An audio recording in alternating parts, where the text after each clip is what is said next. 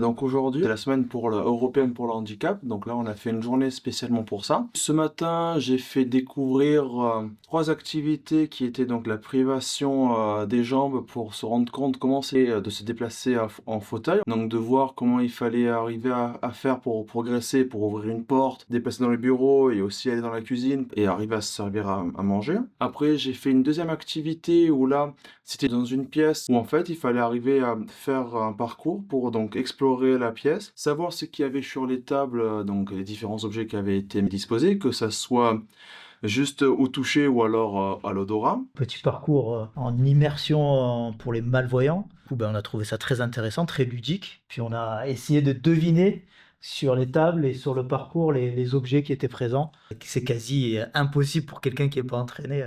Et après, il y avait une troisième activité où en fait on avait un casque anti-bruit. Et en fait, sans faire le moindre bruit, il fallait arriver à faire deviner une phrase qui était inscrite sur une carte. Ça a plutôt bien marqué les différents participants. Et cet après-midi, nous avons fait, enfin, nous avons assisté à une sorte d'un peu de grand exposé, de grand débat organisé par les jeunes. Nous avons fait donc un temps d'échange d'environ 3 heures sur la place du handicap et des handicapés dans la pop culture de manière générale.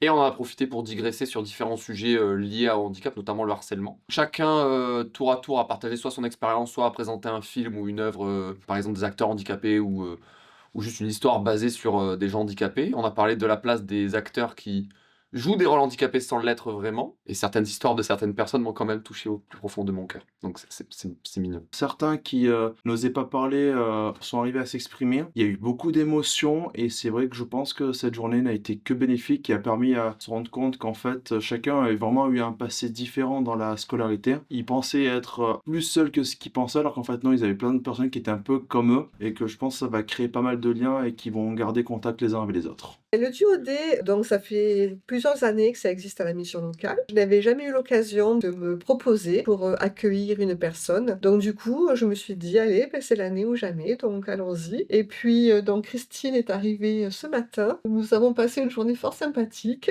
Ça s'est très bien passé. Ça m'a permis de lui expliquer en quoi consistait la mission locale. Donc elle a eu un petit peu la théorie et cet après-midi, ben, il y a des rendez-vous qui sont venus en plus des premiers accueils. Pour moi, c'était très, très agréable, j'ai beaucoup apprécié. Je connais le côté administratif, le côté pratique, avec les jeunes qui arrivent. J'ai passé une très très bonne journée aussi, très agréable. J'ai pas vu le temps passer. M'a dit qu'elle ne connaissait pas la mission locale. Non, je la connaissais Donc pas. en plus de découvrir, ben, elle a appris que ça existait. Oui, j'ai appris beaucoup de choses, beaucoup d'aides qui sont proposées. Donc maintenant, je vais pouvoir en parler autour de moi aussi, faire partager et peut-être faire bénéficier des jeunes que je connais. Donc, belle découverte. Ma journée.